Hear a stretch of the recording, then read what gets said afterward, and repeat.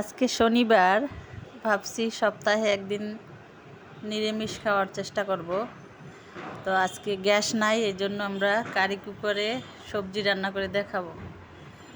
এই যে গরম তেলে পাঁচফোড়ন দেওয়ার পরে সয়াবিনটা দিয়ে দিলাম। আজকে সয়াবিন রান্না করব। অন্য একটু ভালো খাই নিরামিষটা। তো গ্যাস যেহেতু নাই, একদম শর্টকাটে কারি কুকারে রান্না হচ্ছে। স্কুলে গেলে সবাই বলে খালি বাসায় গ্যাস নাই, গ্যাস নাই। এটা দিয়ে বাড়ানো যায়, কমানো যায়।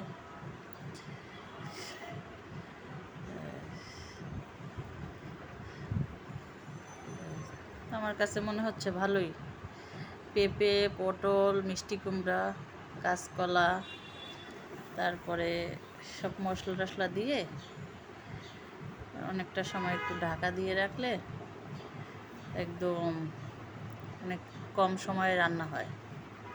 সব সবজি একেবারে নরম হয়ে যায়। তো শর্টকাট সময়ের ভিতরে আমার কাছে ভালোই লাগে। তো মন্দিরে গেলে অনেক সময় নিরামিষ রান্না হয়। এটা এখন ঢাকা দিয়ে অনেকটা সময় একটু রাইখা নাড়াচাড়া দিয়ে, তো বাসায় একটু চেষ্টা করতেছি আর মন্দিরের মতো নিরামিষ রান্না করার। আমার একটা বান্ধবী আছে, ওরা সারাক্ষণ নিরামিষ খাবার খায়। এই যে ওয়াও ওয়াও, একদম নরম হয়ে গেছে। পরে ধনিয়া পাতা দিয়া উঠাই নেব।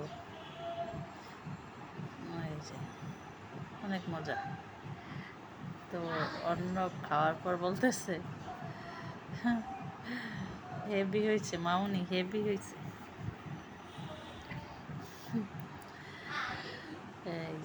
এই যে সে এখন মুখে নিচ্ছে। এই যে এই যে অনেক মজা।